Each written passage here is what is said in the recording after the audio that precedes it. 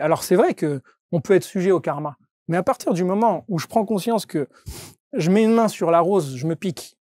Ok, je mets une main sur la rose, je me pique. Tant que je prends pas conscience qu'il y a une problématique, que soit il faut que j'arrête de mettre les mains dessus, ou que je mette un gant, il y a rien qui va changer. Et je peux pas dire que c'est la faute de la rose, je suis né sous une mauvaise rose. Tu vois, c'est juste que le karma, c'est pas une fatalité. Le karma, il nous permet juste de dire, attends, là, il y a une répétition, tu tournes en boucle, qu'il soit bon ou mauvais. Hein. Donc, je peux le changer, ce truc-là.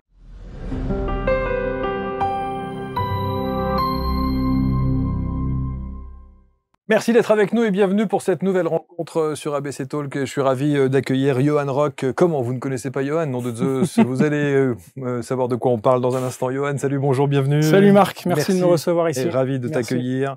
Alors, sous l'apparence de Johan tel que vous le voyez là, avec sa petite barbe bien rasée et ce look de dandy, eh bien, sachez qu'il y a un petit cœur qui bat et qui s'intéresse à des dimensions qui ne sont pas nécessairement des dimensions purement terrestres.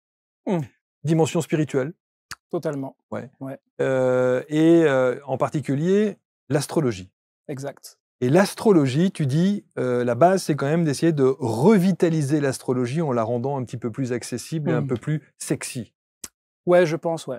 Pourquoi est-ce que l'astrologie souffre de cette image qu'on lui colle à la peau? Alors, date fatidique qui est officielle, après on ne sait jamais si c'est vraiment la vraie date, mais on sait que 1666, elle est virée de l'Académie des sciences, parce que Louis XIV, il assiste depuis tout petit à l'astrologue de Richelieu qui lui dit c'est ce jour-là qu'il faut attaquer les Anglais, sauf que manque de bol, c'était pas le bon jour. Et donc lui, dès qu'il arrive au pouvoir, il vire l'astrologie de l'Académie des sciences, et puis elle a été décriée, après elle était dans les bas-fonds de la société, et pour faire bien, on l'a un peu rendue, on a essayé de la rendre un peu scientifique, mais on a perdu totalement le lien philosophique. Et quand je dis philosophique, j'entends vraiment l'approche spirituelle des anciens qui avait ce lien avec l'astrologie. Elle est devenue un peu l'horoscope des magazines, quoi, tu vois. Donc c'est un peu, il y a plein de connotations, de croyances populaires qui ont émergé des bas-fonds de l'astrologie. Mais elle est en train de revenir, en fait. On peut observer qu'il y a un vrai intérêt, un regain d'intérêt, mais elle revient différemment. Même si l'astrologie n'a jamais été balayée ou effacée, elle a été reléguée, mais elle n'a pas nécessairement été effacée. On sait que les plus hautes instances du pouvoir faisaient aussi appel à l'astrologie. Exactement. Et le font encore, je pense. Et le font sans doute encore, oui. D'ailleurs, quand je peux voir certains événements politiques qui concordent exactement avec certains événements astrologiques, je me dis attends, ça ils peuvent pas ne pas le savoir, c'est fait exprès, quoi. Donc pour moi c'est choisi. Je pense qu'ils savent exactement, et ça s'explique vibratoirement, énergétiquement. On pourra peut-être en reparler, mais effectivement je pense pas que elle a disparu. Au contraire, je pense qu'elle a maturé, elle a mûri. Et je pense qu'elle est prête à revenir, mais totalement réadaptée à une nouvelle conscience qui est notre conscience actuelle, en fait. Et je pense qu'elle peut nous aider, quoi. Astrologie ne veut pas dire horoscope? Pas du tout. Et réciproquement? Exactement. Je pense que ça, c'est un raccourci aussi qu'on fait très rapidement. Je pense. Et puis, l'horoscope est très réducteur parce que il s'occupe que de la position du soleil. Hein, quand on demande à quelqu'un quel signe tu es, c'est juste la position du soleil au moment de la naissance, mais c'est une donnée parmi une infinité qu'on peut avoir dans une carte qui est unique, et donc il faudrait faire un horoscope par personne en réalité. Donc ça ne marche pas, l'horoscope, c'est pas de l'astrologie en fait. Alors comment un gaillard comme toi, et je pèse mes mots et vous allez comprendre pourquoi, avec, je sais pas si on l'a vu sur la table, mais il y a une ceinture noire de quelque chose qui fait qu'il vaut mieux avoir Johan comme pote que comme rival. On va voir ça dans un instant. Comment est-ce que tu tombes dans le chaudron magique de l'astrologie? Qu'est-ce qui t'a fasciné dans cet univers? Vraiment depuis tout petit, j'étais fasciné par tout ce qui était ésotérisme, sciences occultes, etc. Et le zodiaque me fascinait. Dès que je voyais un zodiaque, il y avait un truc qui s'allumait en moi. Évidemment, je te le dis aujourd'hui avec le recul, à l'époque, j'avais pas forcément conscience de ce qui se passait en moi, mais je sentais un lien fort avec ça. Mais à chaque fois que je lisais un horoscope, puisque moi, en tant qu'ado, enfant, préadulte, le seul accès que j'avais à l'astrologie, c'était les horoscopes, comme tout le monde. Quel signe tu es? Balance. Mais bon, c'est très réduit par rapport à l'ensemble de la carte. On pourra en parler. Bien sûr. Et toi, d'ailleurs? Cancer. Ok. Cancer. Alors, on m'a dit, cancer, ascendant Donc vierge. les cancers, justement, aujourd'hui... Non, je rigole. Non, non, mais j'étais vraiment fasciné par tout ce qui avait une approche d'une dimension métaphysique, donc dans son sens étymologique, au-delà de la matière, de ce qui allait au-delà de ce que mes sens me montraient. Mais tu aurais pu choisir, parce que dans ce secteur-là, dans cette Ouais. dimension-là, il y a des tas clair. d'autres chemins clair. à prendre. C'est Pourquoi clair. celui de l'astrologie? C'est clair que, alors, à chaque fois que je tombais même sur un livre, c'était les livres classiques de, alors, vous avez le soleil dans telle maison, voilà ce que va être votre vie. Vous avez telle planète dans tel signe, voilà ce que sera votre vie. Et je refermais direct parce que ça me parlait pas. Je me disais, attends, j'ai un appel vers l'astrologie. Pourtant, la seule chose qu'on me sert, c'est un truc que je rejette. Donc, il y a un problème, c'est que j'avais pas encore trouvé la façon dont je voulais la pratiquer, jusqu'au jour où j'ai rencontré mon premier enseignant. Et je revenais d'un très long voyage d'1 an à La Réunion. Et puis, en revenant, j'ai un de mes meilleurs potes qui me dit, écoute, Johan, j'ai rencontré un gars à Paris, c'est un astrologue, il faut absolument que tu ailles le voir. C'est fascinant la façon dont il le fait. Et là, ce petit appel, je me dis, OK, on y va. Et le gars, en 2 minutes, il mettait le doigt sur les problématiques de vie que j'avais depuis je sais pas combien de temps. Et en ressortant de là, j'avais trouvé la façon dont je voulais pratiquer l'astrologie. Et j'avais enfin ouvert toute la dimension qui est un monument de connaissances, de culture, de sagesse, de philosophie, de façon de percevoir la vie. Parce que c'est tout ça, l'astrologie. C'est tout ça, ouais, c'est tout ça. Et ça, on le sait pas forcément, mais c'est en lien avec des vrais héritages qu'on a de notre culture occidentale, hein, avec lesquels on s'est totalement déconnecté, que sont l'alchimie, la tradition hermétique, donc qui est vraiment la sagesse des anciens, avec la Kabbale. On a tout ça qui est interconnecté. Et on a bien appelé l'astrologie la mère de toutes les sciences. Mais pas les sciences, les maths, etc. Quoique si, en fait, dans le système astrologique, on a toutes les géométries sacrées qu'on puisse trouver, par calcul avec les signes, le sceau de Salomon, etc. On le retrouve avec les signes, hein, on peut vraiment le tracer, ça. Donc je pense qu'elle a été à la base d'une expérimentation et d'une mise en place philosophique de notre système dans la matière. Ça nous a permis de penser la vie, quoi. Alors aujourd'hui, et pour ouvrir la parenthèse qu'on va refermer très vite, il y a beaucoup de scientifiques, dits des zététiques, donc qui sont des scientifiques ultra cartésiens, qui vont tirer à boulet rouge sur l'astrologie. Et qui vont d'ailleurs, si vous allez sur Internet et vous regardez les différentes objections entre la science et les... Clairement. Et une des premières qui consiste à dire, mais déjà rien que considérer 12 signes, c'est absurde, il y en a 13. On a eu droit à toutes ces objections-là. Comment est-ce que tu réagis, toi, par rapport à ça? Je pense que c'est vraiment on marche sur des œufs, hein, dans ce genre de sujet-là. Et je pense qu'il y a une méconnaissance de base, c'est-à-dire que l'astrologie, déjà, il y a une méconnaissance de base du zodiaque qu'on utilise. Le zodiaque qu'on utilise, les astrologues, n'est pas le zodiaque des constellations que les astronomes utilisent. Et donc déjà là, on a une grosse différence. Nous, le zodiaque qu'on utilise, c'est un zodiaque énergétique qui suit le rythme des saisons. Vibratoire. Vibratoire. C'est pour ça que tu l'as appelé l'astrologie vibratoire. Et c'est aussi cette façon-là que mon enseignant me l'a transmise. Alors, je dis pas qu'il y en a pas qui l'utilisent pas, les constellations. Ça, c'est l'astrologie de l'Inde qui l'utilise. Mais le référentiel, c'est les 12 constellations ou les 12 signes. On a 3 modes vibratoires, 3 mois par saison, si tu veux, 4 éléments, 3 x 4, 12. Ouais, c'est ça. Tu vois, c'est l'observation de la nature. Et ça veut pas dire que c'est faux. C'est une manière, une manière de l'approcher. Il y a des astrologues qui utilisent le 13e signe. Oui, c'est ça. Moi, je pense qu'il n'y a pas de vérité quand on parle de métaphysique. Il y a, à partir du moment où j'établis mon outil, il devient vrai pour moi. Et donc, je peux utiliser cet outil pour faire mon travail, en fait.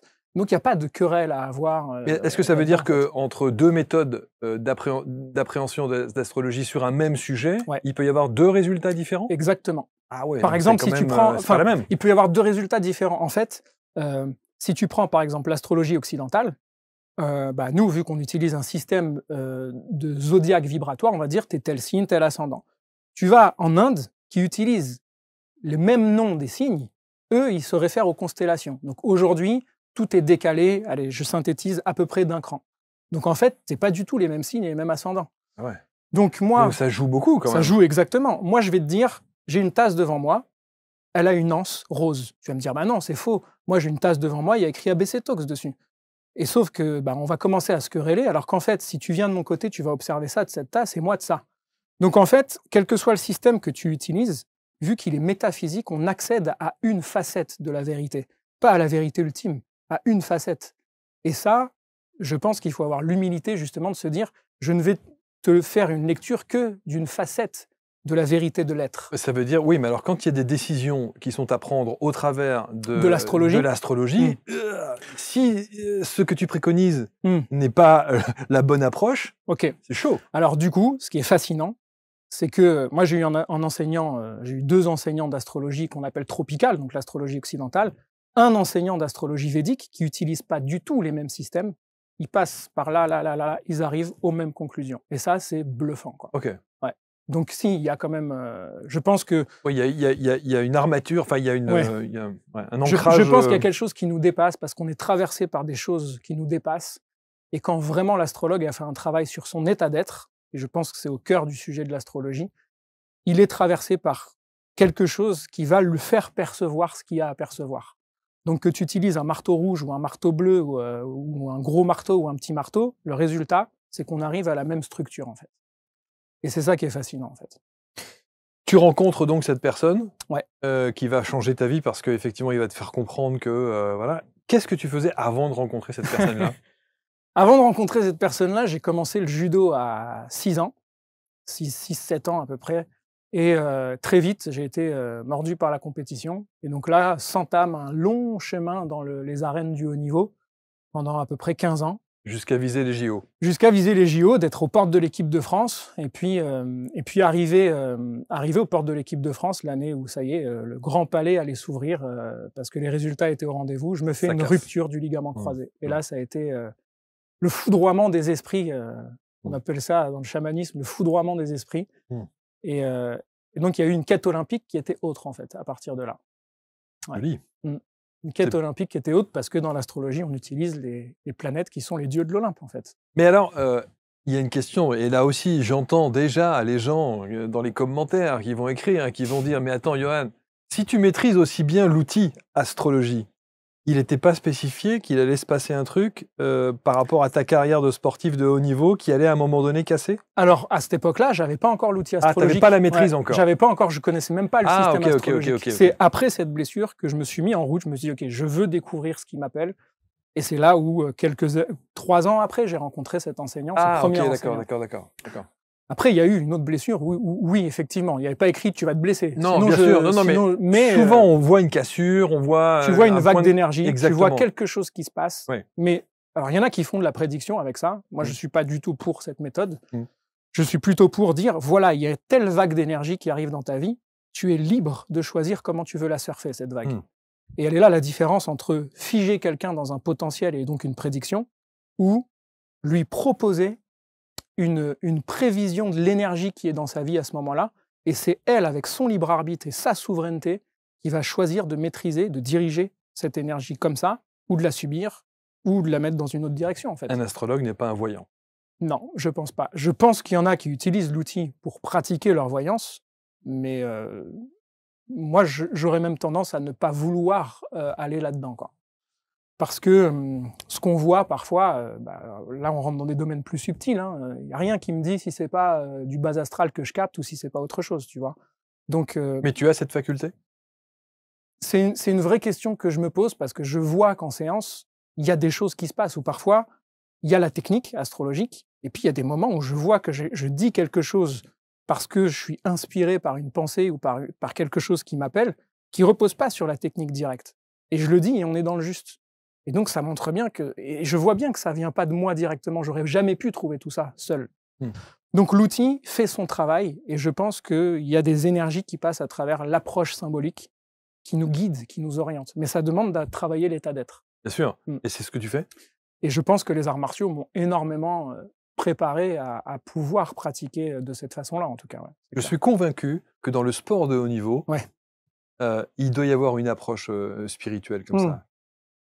Et puis je suis convaincu, que dans le mental et l'approche, le soutien des sportifs de haut niveau, les préparateurs et choses comme ça, il y a une dimension spirituelle. Il y a quelque chose de très profond, même si on ne se le dit pas vraiment mot pour mot comme ça, on n'évoque pas forcément l'aspect spirituel. Exact. Mais je le vois, tu vois, moi à l'époque où j'y étais, il y avait de la prépa mentale. C'était tout nouveau ces sujets-là en fait. Mais aujourd'hui, tu regardes Teddy Riner, il médite, il fait de la sophro, tu vois, il est suivi, il a des coachs de partout. Voilà, c'est ça. Et puis, il y a cette dimension maintenant, on s'ouvre à tout ça. Et c'est que le début, hein. Je pense que... Et ça, astrologiquement, on peut le voir que c'est que le début. Alors donc, vous l'aurez compris, sportif de haut niveau, blessure, évidemment, fin de la carrière et des espoirs. Des espoirs en 2 mots ou désespoir? Alors, bizarrement, pas de désespoir en un mot à ce moment-là. Au contraire, c'était hyper libérateur. Parce que moi, la seule chose que je connaissais de la vie, de mes 5 ans jusqu'à mes 20 ans, au moment où je me blesse, c'est la compète. C'était la compète, les arènes, guerrier, la performance, etc. Donc, c'est la seule chose. Je vivais judo, je mangeais judo, je faisais tout judo, tout le temps. Et donc, quand je me suis blessé, c'est comme si j'avais ma porte de sortie, en fait. Je me suis dit, OK, bon, bah là, maintenant, je fais le choix. J'ai une rupture du croisé, j'ai 19 ans, à peine 20 ans. Tous mes entraîneurs, ils ont enchaîné les ruptures du ligament croisé après dans leur vie. Ils ont 50 ans, ils n'arrivent plus à se mettre à genoux. Moi, c'est pas la vie que je veux, quoi. Et donc, je me dis, OK, bah, je vais ouvrir une nouvelle quête. Et donc, c'est cette aventure-là qui a commencé à partir de là. Donc, des JO ouais. à l'Astro Dojo. Ouais, c'est ça. Tu as appelé ça Astro Dojo. Ouais. Le dojo, du coup, c'est le... Étymologiquement parlant, dojo, donc do, c'est le même do qu'on entend dans judo, karaté do, aikido, ça veut dire la voie. C'est la voie, pas celle qu'on nous impose et qu'on doit suivre, c'est la voie que tu trouves la tienne, en fait, en pratiquant. C'est ta voie de réalisation. Et donc le dojo, jo, ça veut dire le lieu, donc le dojo, c'est le lieu où on pratique la voie. Donc c'est le centre où on pratique l'art martial, normalement. Et Astro Dojo, c'était un clin d'œil, c'était un hommage à mon chemin dans les arts martiaux, et puis ce renouvellement que je pouvais avoir suite à la grave blessure que j'ai eue il n'y a pas longtemps, qui a été une véritable transformation. Et Astro Dojo a été l'accouchement, en fait, de tout ça. Dire, OK, comment je vais synthétiser tout ce que j'ai pu faire dans ma vie pour le proposer maintenant à travers mon approche, quoi. Ton approche. Et on va voir, on va la détailler dans un instant. Mais juste un mot, parce que quand on est dans cet univers de la compétition, quand on est entouré par tous ces coachs, ces sportifs, etc., et qu'on décide d'abord, de mettre un terme à sa carrière, et de s'orienter vers l'astrologie, ça a dû pouffer quand même. Ouais. Après, moi, ça a été assez radical, quoi. C'est-à-dire que quand j'ai quitté le milieu, j'ai vraiment quitté le milieu, quoi. J'ai déconnecté tous mes potes, tous les gars qui étaient athlètes avec moi, avec qui on se rencontrait dans les phases finales et tout. Après, j'ai créé mon dojo, on y reviendra peut-être, mais mon centre d'arts martiaux. Et puis, depuis 2-3 ans, je reconnecte avec le milieu du haut niveau. Et tous ceux avec qui j'étais dans le haut niveau à l'époque, bah maintenant, ils ont une place à la Fédé, ils sont dirigeants de leur club, ils sont dirigeants d'une équipe. Et ben, je ne vais pas citer de nom, bien sûr, mais il y en a plein qui viennent me voir pour que je fasse des séances astro. Mais ça se dit pas, en fait, parce qu'on a encore honte de ça, tu vois. C'est comme si on passait pour un perché si on dit « je suis allé voir mon astrologue ». Mais tu vas en Asie, tout le monde va voir son astrologue. Comme il va chez le dentiste ou comme il va chez un médecin. Et c'est quelque chose de normal. C'est juste, je veux être en cohérence avec les énergies universelles et l'action que je veux mener. Donc j'ai besoin de savoir c'est quoi le moment idéal. À la base, c'est ça l'astrologie. Hein. Donc ouais, il y a une vraie dimension, genre faut pas le dire, quoi, tu vois. Je le fais, mais bon, on n'en parle pas trop. Bon, aujourd'hui, tu assumes. Ouais. Puisque effectivement tu t'installes même ici pour le dire, le crier haut et fort à qui veut l'entendre. À qui t'adresses-tu? À qui je m'adresse? Je pense aux personnes qui sont en véritable cheminement intérieur d'une véritable quête spirituelle. Et là, pareil, j'aime entendre le mot au sens étymologique. La quête spirituelle, c'est le questionnement sur la nature véritable de l'esprit, c'est-à-dire de qui je suis vraiment, au-delà de ma personnalité, de mes apparences. Et donc, du coup, tu l'auras compris, l'astrologie, c'est pas bon, bah, je vais voir l'astrologue, il va me dire ce qui va se passer la semaine prochaine dans ma vie, et puis j'ai rien à faire. Ouais. La posture de base, elle est assez martiale quand même. Hein. Donc, martial, c'est Mars, le dieu de la guerre et de l'action. C'est-à-dire, bah, si je veux changer les choses dans ma vie, il va falloir que je commence par changer des choses dans ma vie. Aussi basique que ça. Et donc, l'astrologie va m'aider à prendre conscience de mon potentiel, de me reconnecter à ce que je sais déjà, en fait. Il n'y a pas de surprise en général hein, quand je reçois des gens. La lumière, elle se rallume parce que, waouh, ça me reconnecte à ce que j'ai toujours su à l'intérieur de moi. Et donc, l'approche de cette lecture d'âme, en fait, parce que c'est de ça dont il s'agit, elle ne fait que confirmer et donner confiance à la personne de « vas-y, t'es venu sur cette terre pour ça, pour nous offrir ça, donc vas-y ». Et donc, ça la rallume, quoi. C'est presque une sorte de coaching par les astres. Ouais, je pense. Il y a quelque chose comme ça parfois. Ouais. Il y a vraiment quelque chose de cet ordre-là, à la différence près que le coaching, c'est le cocher, donc c'est celui qui va diriger les chevaux. Les chevaux, c'est l'ego, en fait. Donc, je fais une claire et nette différence entre le développement personnel et la connaissance de soi. Et je pense que c'est bien et c'est bon, à mon sens, d'avoir déjà une connaissance de soi très claire avant de faire du développement personnel. Sinon, je me mets à développer une personnalité qui n'est pas du tout en lien avec qui je suis vraiment. Qu'est-ce que la connaissance de soi au travers de l'astrologie t'a permise comparativement à la connaissance de soi au travers de ta première vie de sportif de haut niveau? Waouh! Ah, merci pour la question. Je ne sais pas d'où elle sort celle-là, mais j'ai même eu du mal à la dire, tu vois. Bien joué.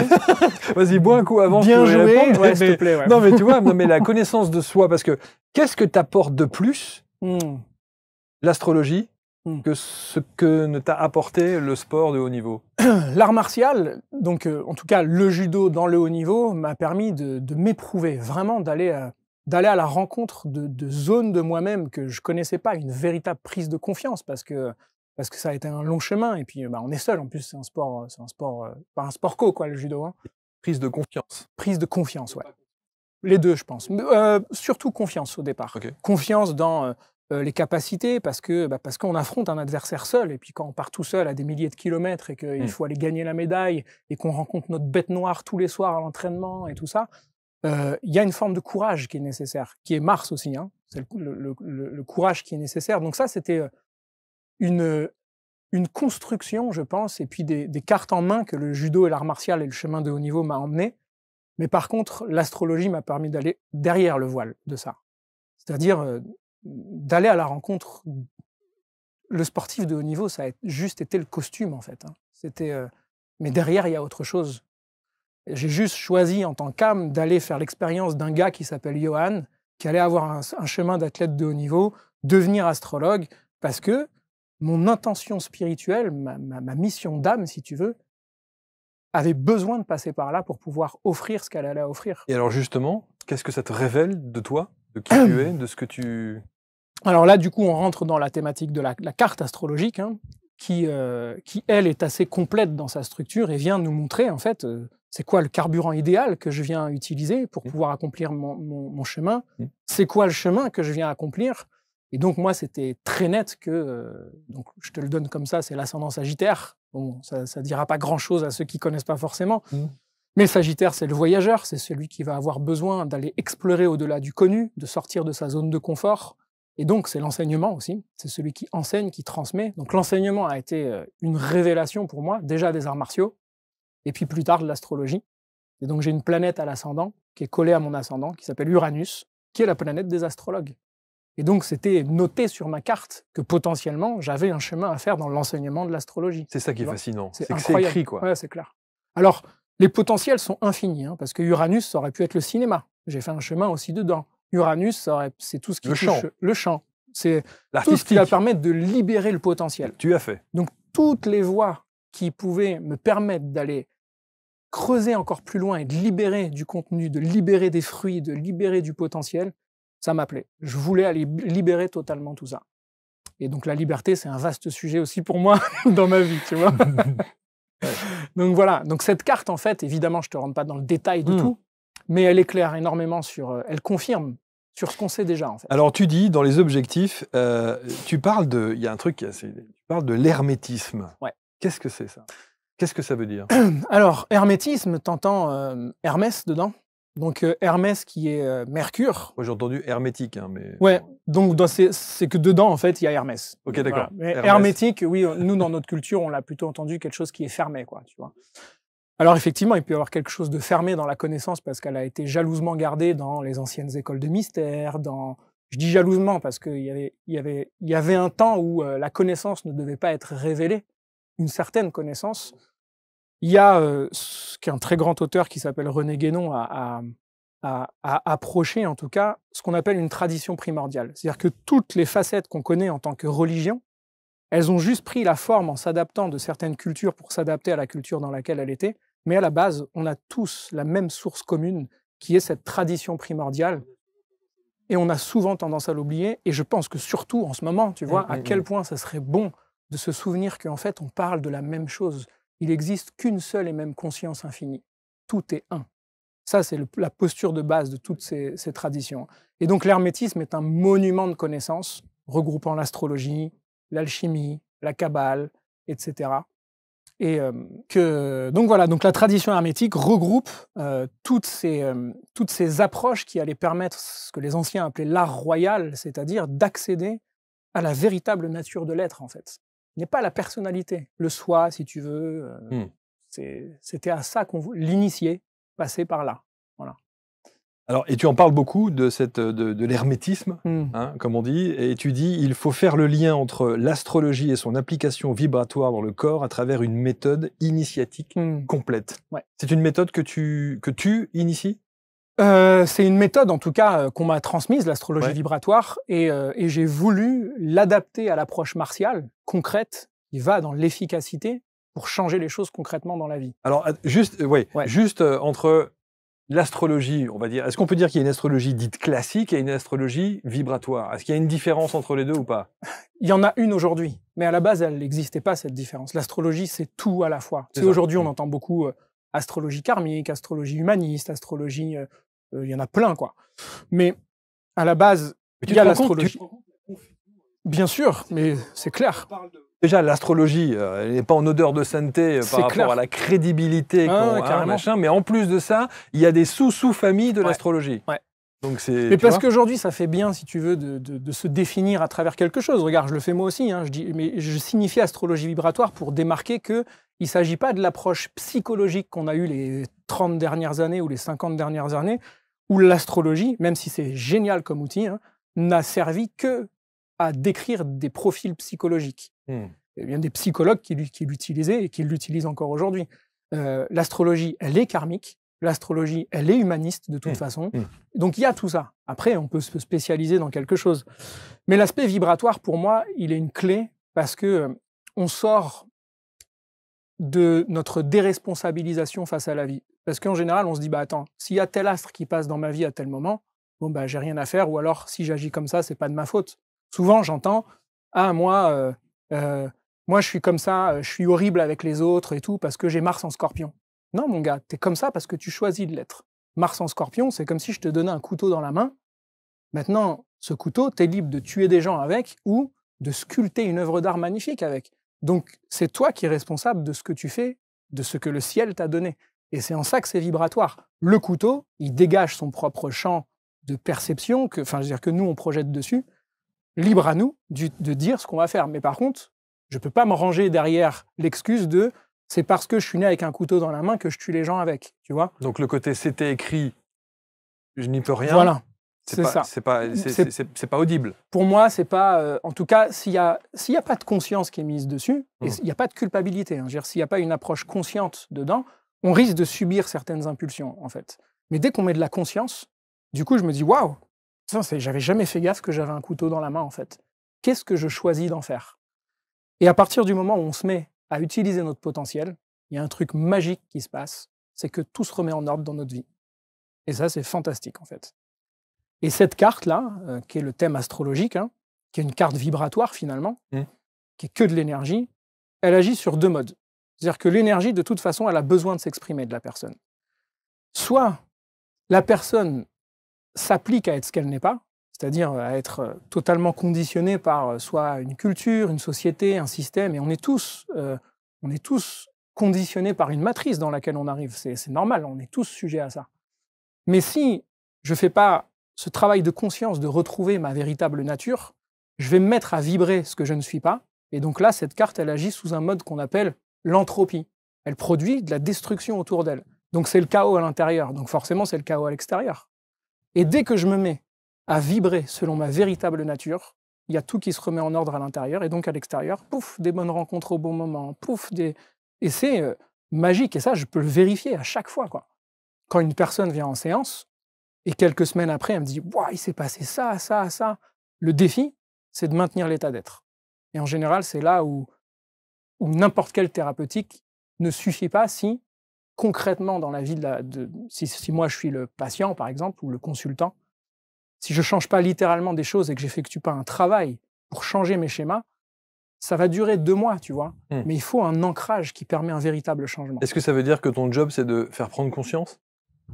En tout cas, de raconter une histoire d'âme qui permet à la personne, ou pas, d'éveiller sa conscience, en tout cas. Je pense que l'outil astrologique sert à ça, d'éveiller la conscience.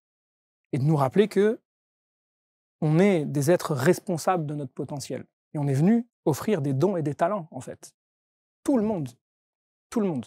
C'est ça qui est parfois difficilement audible aujourd'hui. Hein. Ouais. Dans des situations compliquées, inextricables parfois, où on se dit...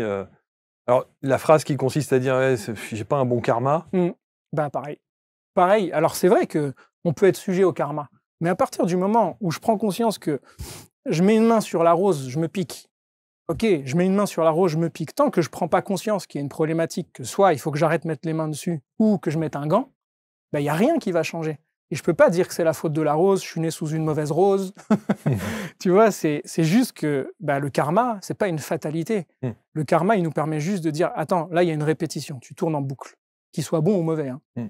Donc, je peux le changer, ce truc-là. Donc, ça veut dire que si on devait comparer ton travail, en tout cas l'approche que tu as sur la base d'un thème astral, tu travailles sur une base de thème astral, c'est ça? Ouais. Bon, donc tu as une lecture différente de d'autres astrologues qui fonctionneront d'une autre manière. Oui, parce qu'on a tous une approche différente.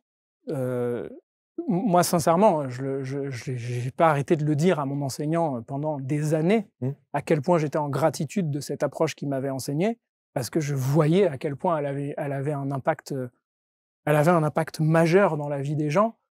Et des personnes venaient souvent me voir, par exemple, en me disant, alors il y avait de super astrologues, hein, ça je dis pas qu'il y en a pas, il y a plein de super astrologues, hein, mais il y en a qui font des dégâts aussi. Hein. Il y a des personnes qui venaient me voir en me disant, moi je viens vous voir, j'ai un peu peur parce qu'on m'a dit qu'à 25 ans j'allais mourir, ou que, tu vois, prédiction qui vient figer, qui vient bloquer le potentiel en fait. Et donc là, après, faut réparer le truc. Et quand tu te retrouves face à une situation comme celle-là, notamment aussi, tu peux voir sur un thème astral, il peut y avoir une finitude comme ça? Alors, on peut voir qu'il y a il y a un rendez-vous majeur à 25 ans, par exemple, mais ce rendez-vous majeur, imaginons, je te prends la planète Pluton. Pluton qui est Hadès dans la mythologie, le dieu du monde des morts, le monde de la mort, là où tout le monde va quand on meurt. Si Pluton passe, imaginons, sur le soleil de la personne, bon, il faut le faire parce que c'est une fois tous les 264 ans, hein, donc pas tout le monde a au cours de sa vie Pluton qui passe sur la position natale du soleil de la personne. C'est ce qu'on appelle les transits planétaires. Si on sait qu'à 40 ans, la personne, il y a Pluton à peu près qui va passer là, il y en a plein qui vont faire une prédiction, elle va mourir ici, puisque c'est Pluton. Mais ça se trouve, c'est une mort symbolique. Oui, ça peut être la fin de quelque chose. C'est la fin de quelque chose, tu vois. Il y a plein de potentiels illimités. Moi, ce qui m'intéresse, c'est d'aller connecter au potentiel le plus lumineux de la personne, pour qu'elle aille réaliser ce qu'il y a de plus beau à travers ça. Et ça évite ces trucs de « Oh là là, le mois prochain, j'ai Saturne qui est au carré de mon ascendant, laisse tomber, je vais vivre une catastrophe. » Ou « Mercure est rétrograde, ça va être terrible. » C'est ta croyance, donc c'est ce qui va se passer, en fait. Hein. Tu vois ? Alors évidemment, tu penses bien que quand on est avec un Johan Rock en plateau, qui est un spécialiste de l'astrologie vibratoire, on a envie de se projeter un peu. Bon, est-ce qu'on est dans cette... D'abord, à l'heure où on enregistre, il y a les JO qui arrivent dans un mois. Ouais. On est bien ou on n'est pas bien? Par rapport à quoi? Je sais pas, moi. Déjà en judo, on est bien ou on n'est pas bien? En judo, je pense que ça promet. En si, judo. On est bien. Ouais, ça promet en judo. Il va refaire un... Il est là encore C'est ses derniers JO, là, je suppose. Je pense, quand même. Ouais, il va finir en beauté. À mon avis, c'est le patron, il sera jamais détrôné, ce gars-là. C'est le taulier. Hein. Quand on parlait, on avait commencé tout à l'heure avec les hautes instances politiques, on sait qu'il y a effectivement des chefs d'État qui consultent avec des astrologues. On est obligé de se projeter en se disant, tiens, est-ce que toi, tu as regardé un peu cette conjoncture planétaire pour savoir ce qui allait se passer avec ce climat international qui est si anxiogène? Ouais, c'est chaud. Astrologiquement, c'est chaud. On voit clairement. Ça se voit, clairement. On voit des planètes qui rentrent en tension. Donc ça, c'est ce qu'on appelle les aspects. Si tu veux, les planètes forment des angles entre elles. Et celles qui sont lentes, par exemple, dès qu'il y a une planète comme Mars qui rentre dans un angle un peu confrontant, on se dit là, faut faire gaffe quand même. Et c'est là où il faut faire attention, parce que c'est pas parce qu'il y a des planètes qui rentrent en tension que nous, on va vivre des dégâts, en fait. C'est selon l'état d'être. C'est comme si je mettais une bouteille qui déverse quelque chose. C'est l'état du verre qui va déterminer la qualité de ce qui va être dedans. Si le verre, il est plein de boue, de pollution, ce que tu veux, autrement dit, de haine, de colère, de division, ah, c'est sûr que là, le liquide, quand il va être reçu, c'est chaud, quoi. Et donc, c'est en ça que, en ce moment, on a ce qu'on appelle un amas d'énergie, donc beaucoup de planètes, dans le signe des Gémeaux. Et c'est là où je te disais qu'il y a des choses où je me dis, c'est pas possible, c'est fait exprès, quoi. T'as Jupiter, qui est Zeus, qui met 12 ans à faire le tour du zodiaque. Donc c'est une fois tous les 12 ans qu'il rentre dans un signe. Le signe du jeu, celui qui est connu pour le joueur, c'est les Gémeaux. Ils ont fait les Jeux Olympiques au moment exact. Le moment où ça démarre, c'est quand Jupiter va être en plein milieu du signe des Gémeaux. Et je me dis, c'est quand même fou, quoi. C'est les Jeux Olympiques, c'est écrit, quoi. Et effectivement, il faut faire attention parce que le monde des Gémeaux, tu vois, c'est un glyphe. Donc la représentation, c'est un signe qui est double, c'est 2 piliers. Donc ça divise, ça met une dualité. Et c'est le monde de l'information. Et c'est le monde du mental et de l'intellect. Donc il faut faire très attention en ce moment aux informations auxquelles on adhère et à la division qu'elles peuvent créer à l'intérieur de nous, parce que la façon dont on va recevoir les énergies va être différente que si je me mets dans un état d'être, d'amour du prochain, de respect, de travailler mon état d'être, vraiment. D'où parfois une lutte. Exactement. Et je pense qu'il y a vraiment, il y a vraiment 2 mondes hein, sur cette planète. Hein. Par rapport à ça. Hein. Il y a soit je subis et puis je prends parce qu'il y a la peur, il y a les bas instincts qui sont stimulés tout le temps. Et puis il y a, ok, je vais faire l'effort de conscience d'aller au-delà de ça. Mais c'est pas facile en fait. Hein. On baigne tous dedans. Quoi. Et alors cette astrologie, que dit-elle de par rapport la projection que c'est une excellente période justement pour créer cet élan de joie et d'unité entre les peuples, parce que on est dans le monde des Gémeaux et le monde des Gémeaux c'est Castor et Pollux, c'est la fraternité. Donc ça pourrait être bien et bon qu'on travaille justement et qu'on profite des Jeux Olympiques pour développer un élan de fraternité, de lumière, de joie, d'être ensemble. Et en même temps, il y a tellement de tensions que on peut pas prédire en fait. Les potentiels sont tellement énormes qu'il faudrait voir, au moment des Jeux, qu'est-ce qui se déroule concrètement, quelles sont les amorces et quel est le contexte géopolitique mondial pour voir dans quel état d'être général va être reçu ou vont être reçus les Jeux Olympiques. Mais est-ce que tu peux faire des projections avec justement ton analyse et justement l'astrologie vibratoire? Tu peux te dire dans 10 ans, dans 20 ans, dans 30 ans, il y aura ça? Est-ce que les planètes, le mouvement des planètes te permet d'affirmer ça? Alors, pas toutes. On s'intéresse surtout aux planètes lentes. Alors moi, je suis pas un spécialiste de ce qu'on appelle l'astrologie mondiale. Donc l'astrologie peut être utilisée sous différents modes. Moi, c'est pas ce qui m'intéresse le plus parce que je pense qu'on change le monde en se changeant soi. Et donc, je préfère proposer une astrologie qui permet une véritable transformation de l'être pour que moi, à mon humble niveau, je puisse faire ma part dans ce monde. En fait. Et c'est quand même fascinant de voir le mouvement des planètes. Ça, bien pour sûr, le coup, il est là, ce mouvement. C'est clair. L'exemple majeur du moment, et qui va faire couler beaucoup d'encre et qui a déjà fait couler beaucoup d'encre, c'est Pluton, justement. Pluton, c'est la dernière planète visible à l'œil nu aujourd'hui. Donc, elle met 246 ans à faire le tour, donc elle reste à peu près 20 ans dans un signe. C'est ce qu'on appelle une planète transgénérationnelle.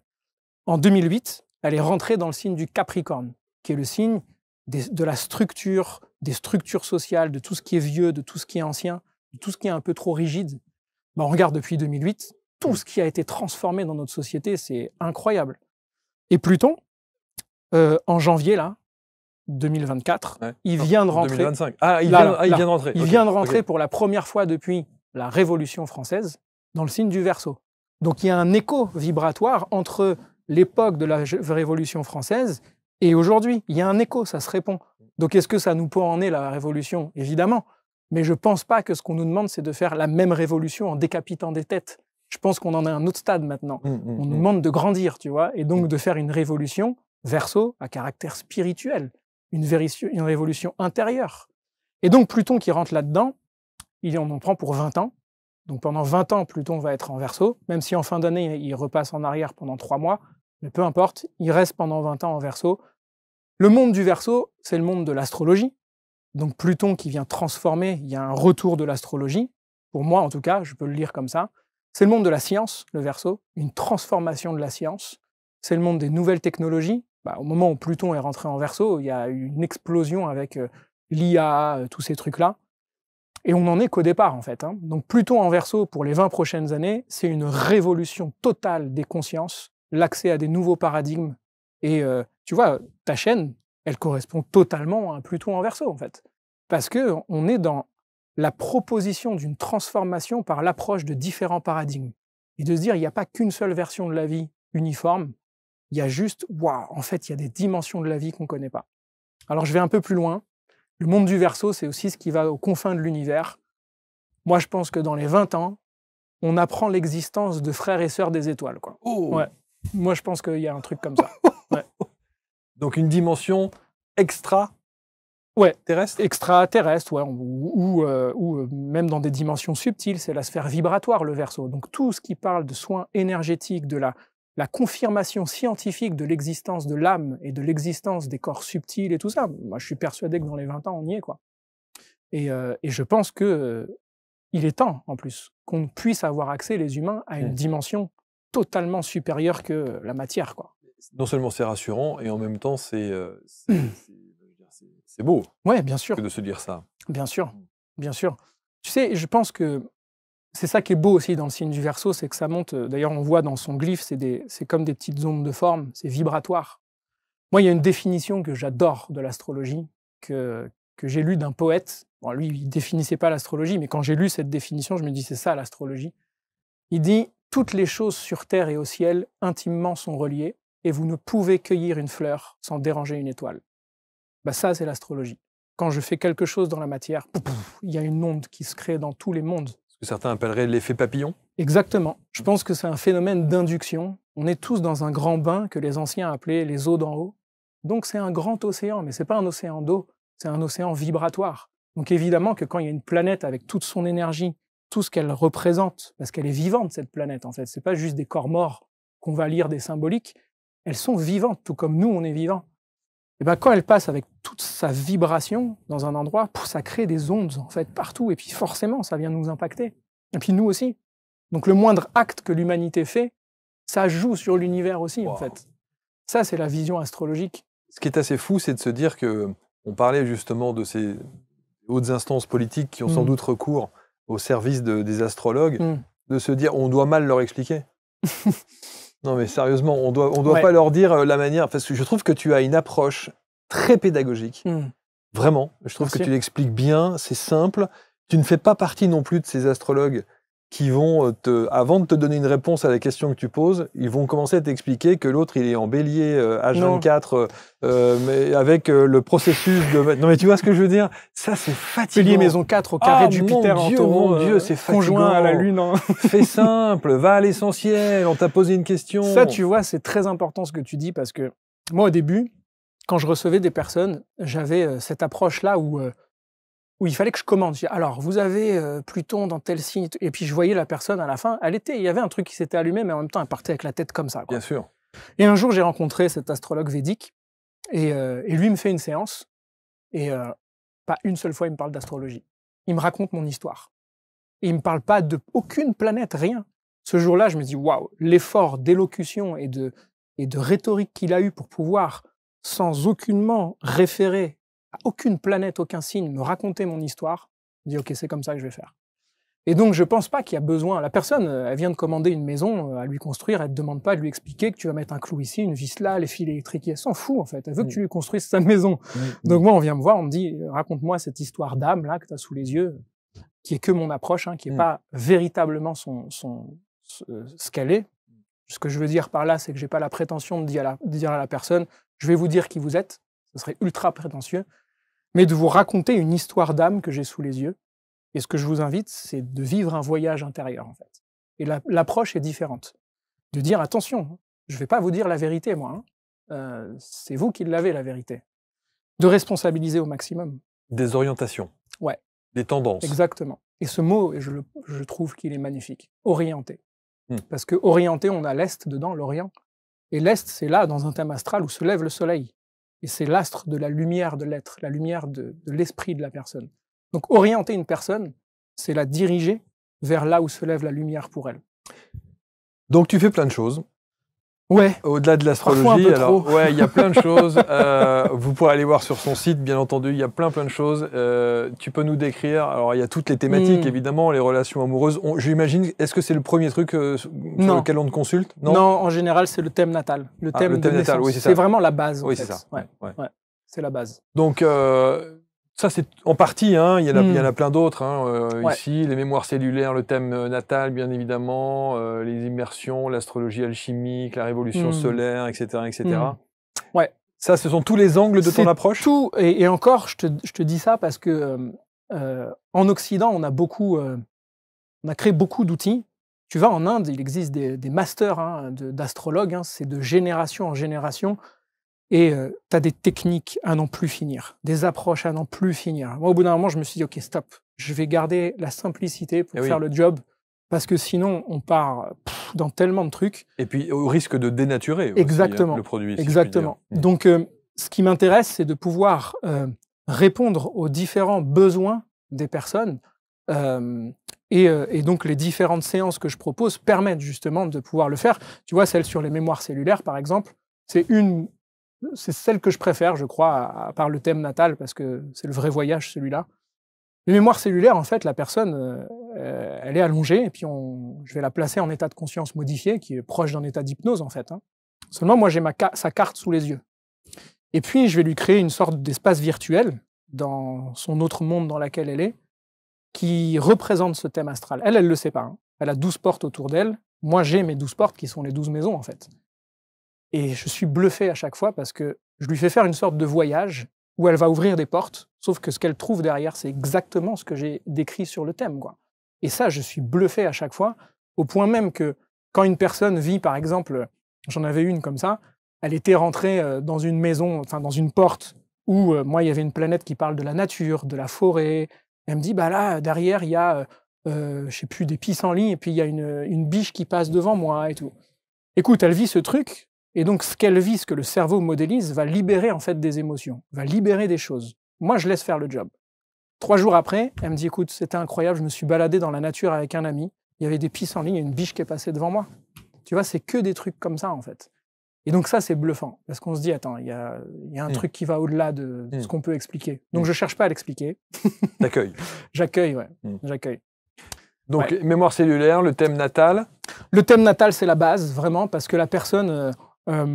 c'est sa structure, en fait, c'est sa signature d'âme, c'est sa signature énergétique. Donc le thème natal, je peux aller nulle part ailleurs sans passer par là. C'est la même chose que le thème astral? Ouais, le thème natal, c'est le thème astrologique de naissance. Ouais, c'est ça, okay. Voilà. Ouais. Et donc après, toutes les autres, c'est des dérivés. Quand la personne a besoin d'un suivi plus personnalisé, elle va pouvoir l'avoir. Tout ce qui va parler... bon, après, il y a les stages, évidemment. Il y a l'approche karmique, parce que c'est sûr qu'en une séance, d'aller visiter tous les potentiels possibles, c'est une chose.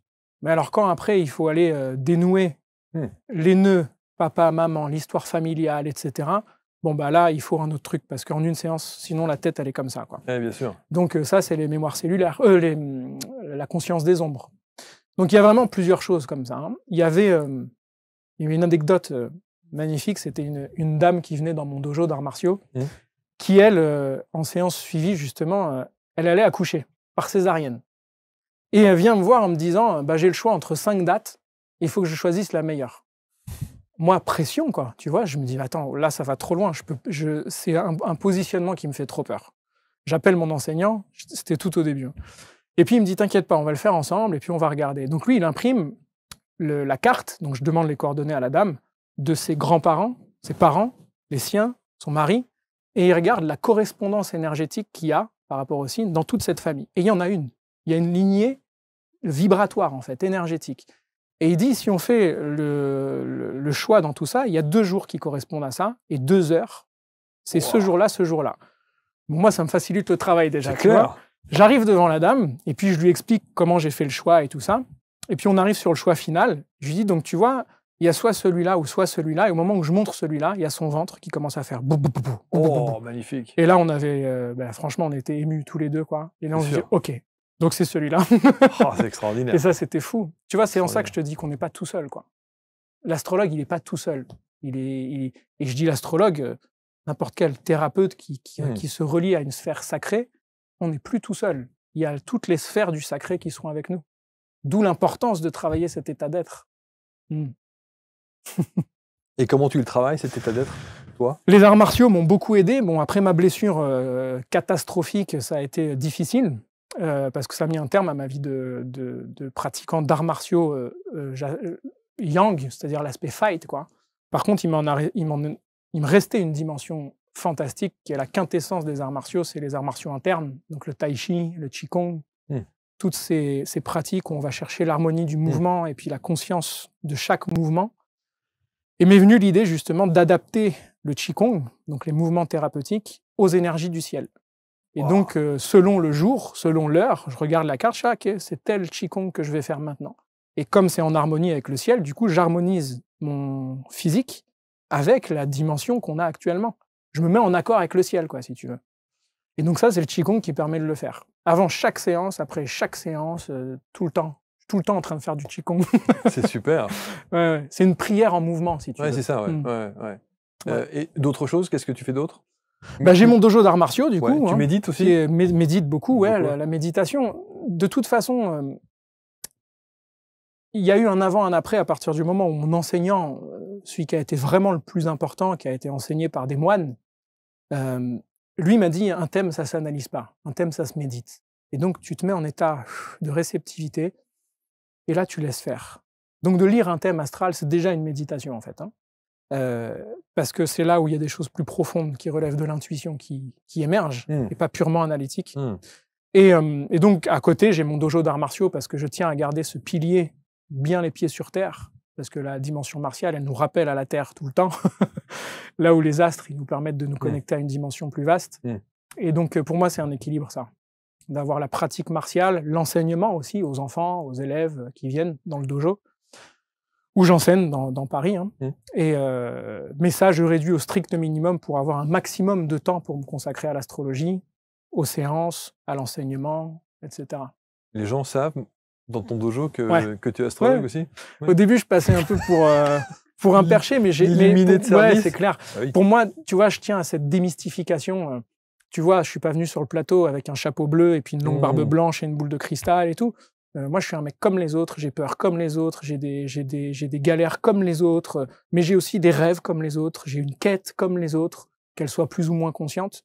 Et c'est ça que je veux faire passer, c'est qu'on peut très bien pratiquer l'astrologie et utiliser cet outil pour nous accompagner dans notre vie, pour pouvoir le vivre en développant notre conscience, en fait. À la différence que l'art martial, si tu veux, lui, ce qui m'a amené, c'est de se dire, je vais diriger l'énergie. J'ai conscience de l'énergie, ma responsabilité, c'est de décider vers quoi je l'oriente. Voilà. Et c'est ça l'astrologie que je veux proposer. Dire à la personne, voilà votre énergie, maintenant, libre à vous de la diriger où vous voulez. Ouais, c'est ça. Petit ouvrage? Ouais, alors, en fait... Donnez-moi, je vais le présenter à la caméra, comme ça. Donc, la magie des dragons, j'ai pensé à mes élèves, tiens, justement, par rapport tu me posais la question, est-ce qu'ils savent? Oui, mais tout le monde a encore des a priori sur l'astrologie. Et donc, je me suis dit, je vais prendre les enseignements astrologiques, notamment des 4 éléments, et puis je vais essayer de penser à une façon de pouvoir leur amener ça. Et donc, j'ai testé cette méthode pendant 1 an et demi avant de pouvoir écrire le livre, où je me suis dit, plutôt que de parler des 4 éléments qu'on a dans la nature, je vais parler de 4 dragons qui vivent à l'intérieur de nous. Et si je veux développer mon potentiel, je vais avoir à maîtriser ces dragons. Et donc, j'ai créé cette méthode, et donc, ça a été produit par le studio Carré Sauvage et leur dessinateur. Et ils l'ont mis en forme, cette histoire, et c'est un livre immersif où l'enfant va méditer et aller à la rencontre de son dragon intérieur pour aller maîtriser et ouvrir son potentiel. Wow. Donc ça, c'est un bébé qui vient juste de sortir, je te dis, il vient juste de paraître là, donc il va être en précommande sur le site d'Astro Dojo. Et on peut même colorier. Exactement, à la fin, il y a les coloriages. Et donc ça, c'est vraiment le petit bébé qui vient juste de naître, quoi. Voilà, la magie des dragons. Et c'est une manière, là encore une fois, dans ton côté très pédagogue, d'expliquer les choses en imageant. Ouais. C'est tellement plus simple à comprendre. En fait, je me dis, si en face je rencontre une résistance par là, je vais passer par là. Si je rencontre une résistance là, je vais passer par là. Et je vais essayer d'adapter le langage pour que ça soit accessible. Mais ça aussi, c'est du discours de compétiteur, ça. Ouais, je pense. C'est très martial, très aïkido, tu vois. C'est vrai. Et ce qui ne veut pas dire que je veux tromper, ce qui veut dire que je veux passer par ce chemin-là ou celui-là pour que la personne, en fait, elle ait le même résultat, en fait. C'est la reconnexion à qui elle est vraiment. Fascinant. La magie des dragons, c'est ici. Oui, alors en fait, ça c'était pour ça c'est la ceinture noire, c'était pour illustrer l'approche vibratoire de l'astrologie. Tu vois, ça c'est la ceinture noire classique du judo. qui est la première école du Japon, qui a été créée par Jigoro Kano, c'est le lotus. C'est le Kodokan, on l'appelle l'école. Et donc, c'est un lotus sur une ceinture noire. Et ça montre que de la boue peut naître la beauté. L'astrologie, c'est ça. Il n'y a pas de « je suis né sous une mauvaise étoile », de « mon thème, il est bidon, ma vie va être pourrie ». C'est même de la boue, quelles que soient les choses que tu as vécues. Tu peux faire du beau avec tout ça, en fait. Et donc, c'est ça que je veux atteindre. Et donc, pour terminer, il y a un livre aussi qui sort, mais je n'ai pas l'exemplaire parce qu'on ne l'a pas encore imprimé, qui s'appelle « L'astrologie expliquée à mon petit-fils ». Donc, j'en dis pas plus parce que c'est mystérieux.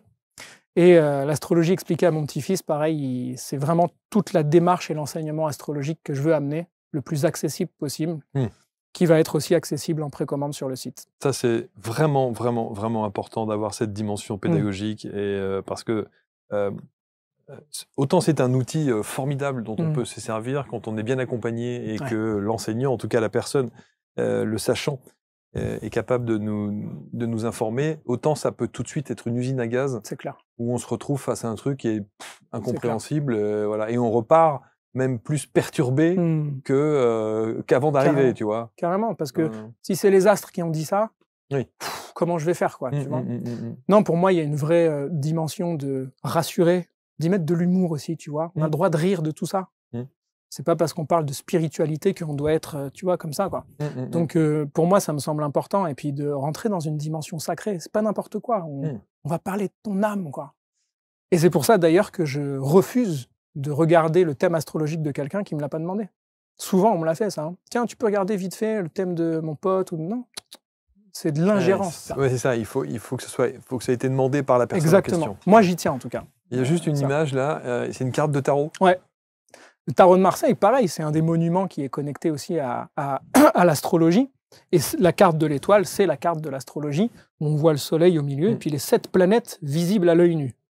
Donc on n'a pas Uranus, Neptune, Pluton dessus. Mais cette carte, elle est chère à mon cœur parce qu'elle a quand même un genou posé à terre, mais elle a la tête dans les étoiles. Et elle déverse ses dons et talents sur terre. Et donc produire nos fruits, c'est aussi ça la dimension astrologique, c'est de révéler le don et talent de la personne pour qu'elle puisse les offrir au monde, à l'univers même. Wow. L'astrologue initiatique, expert des arts martiaux, passionné surtout, parce que ça s'entend. Hein. C'est la passion qui te fait avancer sur ce chemin. Moi, j'étais très très content de voir effectivement de quelle manière tu abordais cette thématique de l'astrologie vibratoire. Je pense que ça va beaucoup commenter. Je pense que tu devrais avoir beaucoup de retours aussi. Et on a très très envie d'être accompagné par toi, en tout cas avec la manière dont tu appréhendes les choses. Donc merci infiniment d'être qui tu es et de faire tout cela. Vous allez commenter bien sûr, vous allez partager. Il a dit que Teddy Riner serait champion olympique, donc j'attends recevoir un coup de fil parce que s'il me prend un combat avec lui parce qu'il n'a pas prédit la bonne chose, l'astrologue. T'as déjà gentiment matché un petit peu avec lui, non? Tu veux que je te raconte une anecdote? Je sais pas si je le fais sur le plateau. Si, je te raconte une anecdote importante. Vas-y. Quand j'étais au collège, j'étais amoureux d'une fille. D'accord? Donc 4e, 3e, j'étais amoureux d'une fille.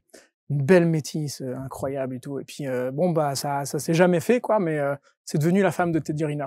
Ouais. Donc, un jour, je suis allé le voir. Je lui ai dit, écoute, Teddy, bravo. Déjà, dis donc. Je suis pas allé voir. Mais voilà, oui, voilà, mais je l'ai pas approché, on n'est pas de la même catégorie d'âge. Il est arrivé 2 ans après moi, lui. Ok. Voilà. Alors, quel titre tu as définitivement Alors, on a été champion de France par équipe première division avec mon club à l'époque qui était le Valois. J'étais 3e meilleur français et c'est ça qui m'a donné l'accès à l'INSEP en externe et c'est là où je me suis fait les croisés. Ouais, donc toutes les grosses compétitions internationales, t'as pas pu les faire? J'en ai fait, si, les gros tournois internationaux, le tournoi de Strasbourg qui était un tournoi européen où j'avais fini 1er français, donc 3e sur le podium mais 1er français, donc ça m'avait ramené beaucoup de points. Et puis toutes les grosses compètes, Paris-Kyoto, c'est des compétitions qui sont très valorisées au niveau international. Pareil, j'avais perdu en finale, mais c'était un très gros résultat quoi, pour pouvoir accéder au championnat, et puis surtout à l'équipe de France. Mais la blessure libératrice est arrivée. C'est clair. Merci infiniment, Johan. Merci pour tout Avec ce que tu plaisir. fais. Merci beaucoup. C'était passionnant. Vous commentez, vous partagez. On se retrouve très vite pour une prochaine rencontre. Salut.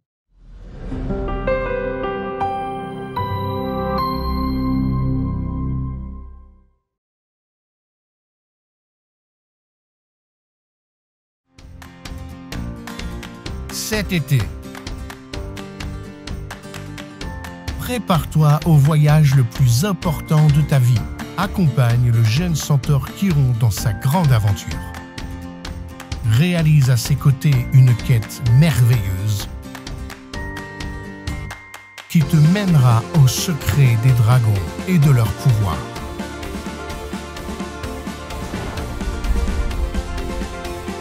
Plonge dans le monde de la magie des dragons.